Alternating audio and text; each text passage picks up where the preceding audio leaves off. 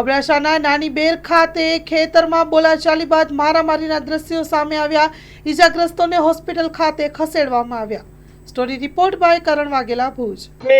તો બહુ ખરાબ થશે। ગેર શબ્દ નથી કાઢ્યો તમારા સામે શું કીધું સાહેબ તમે શું તમે મને સર તમે એમને શું કીધું આખું ન કાઢ આ તો કીધું તો તમે એમ પકાવી શકે તમે બેન આખી ન કાઢો આ તે આખું નહીં કાઢવાનું હા તો આખું કાઢી તમારા આધી દઈએ આવું કરું અમે આખું કાઢવાનું એમ આ તો આખું કાઢી નાખો તમે જતા રહો કે અમે નહીં જઈએ હવે તમે જતા રહો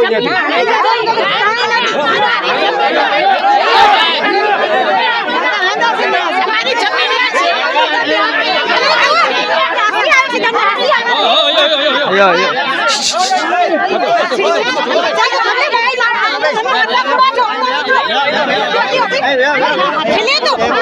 पैसा लो થઈ જાય पैसा लो થઈ જાય पैसा गाड़ी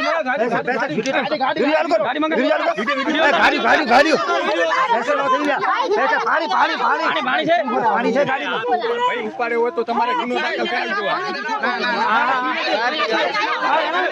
पैसा લો થઈ ગયા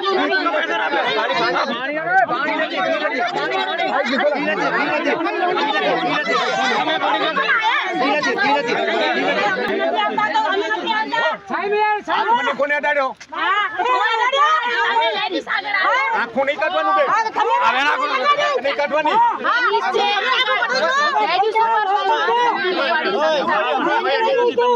ભલે કોઈ આડ્યો ના લેડીઝ ઉપર તમે હાથ ઉપાડો છો આજે રોજી રોટી લગાડે માંગ કરી દીધી ના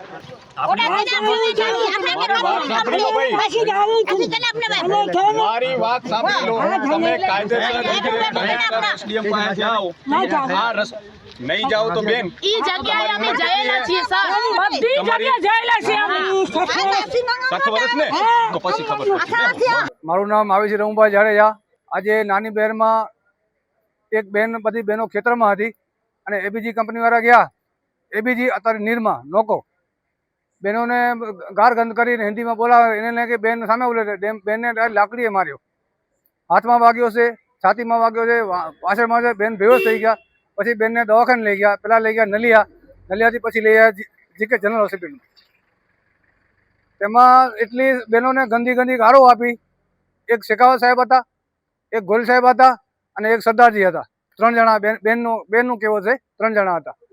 એના પછી એ દાખલ કર્યા અને તરત પોલીસ પછી ગામવાળાને માર્યો। પછી ગામવાળાને પોલીસે બોલાવી, એ બીજી કંપની પોલીસ આવી એટલે 3-4 છોકરાને લઈ ગઈ।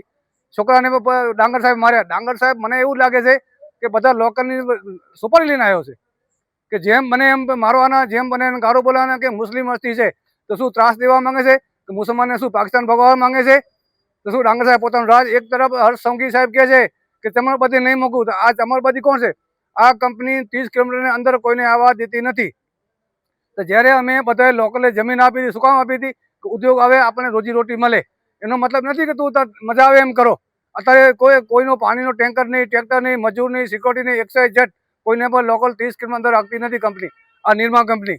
અને કહો તરત કંઈ બી હોય તો તારી પોલીસને ફોન કરે એટલે તરત સાહેબ આવી જાય નહીં પૂછે, જે નામ હોય 151 કરે, મારો ડાઉન થઈ જાય, કોઈને મારામારીની ફરિયાદ કરી નાખે એટલે મારા ઉપર ટ્રાય કરે છે અને મારો ગુનો દાખલ કરશે 100%। વચમાં મને એક જણે કીધું કે તારા પર ગુનો દેશી દારૂ ધંધો તને કેસ કરશે। મેં કે દેશીનો કરે નથી, ઇંગ્લિશ કરી નાખ કે ચોરીનો કરી નાખ, જે એને દાખલ મારા ઉપર ગુનો દાખલ કરાવે એને છૂટ। ન્યાયાલય એના ઘરની નથી ને, આપણે ન્યાયાલય પર ભરોસો છે। આ એના સિવાય બીજી ગૌચર, નાની બેની ગૌચર એને દબાઈ બેઠો છે। ખોટી વાત મને કહે કાલે હું એને બધા 24 કલાકમાં 10 કેસ કરીને બતાડું કે આ જગ્યા છે, કેમ કોઈ પૂછતું નથી। એક તરફ હર્ષ સંઘવી સાહેબ કહે છે કે ચમરબંધીને નહીં મૂકશું, તો આવા બધા મૂક્યા છે। આ ડાંગર સાહેબ 100% માનસિક છે, એને બોલવાની ભાન નથી કે ભાઈ બેન દીકરી પાસે કેમ બોલે, કોઈ માણસ એના સામે શું બોલે, જે મનમાં આવે એ બોલે છે। હણી નાખી એટલે શું? હણીનો શબ્દ એને ખબર છે, હણી નાખીશ કેમ બા મુસ્લિમ છે એટલે મુસ્લિમ આને ભગાવો પાકિસ્તાન। બોરી પ્રજા છે એને ન્યાય દેવો જોઈએ, એને 151 થાય તો 2 પાર્ટી બતાવવો જોઈએ। અત્યારે મારા બતાવે તો સામે થવું જોઈએ, 2 એક પર ન થાય, એક બાજુ ન હાલે, બેને સરખો ન્યાય આપવો જોઈએ। અને આ પોલીસ છે ને, પોલીસ એ પ્રજાના રક્ષક માટે છે, આ કોઈ ઉદ્યોગની સિક્યોરિટી નથી। તો ઉદ્યોગ કોઈ ગામમાં ખૂન થઈ જાય તો પોલીસ 12 કલાક સુધી નહીં આવે અને કંપની વાળો ઉદ્યોગપતિ 1 સેકન્ડ ફોન કરે તો આખો ડિવિઝન આવી જાય છે. તો એસપી સાહેબ જરાક વિચારો અને પબ્લિકને ન્યાય આપો.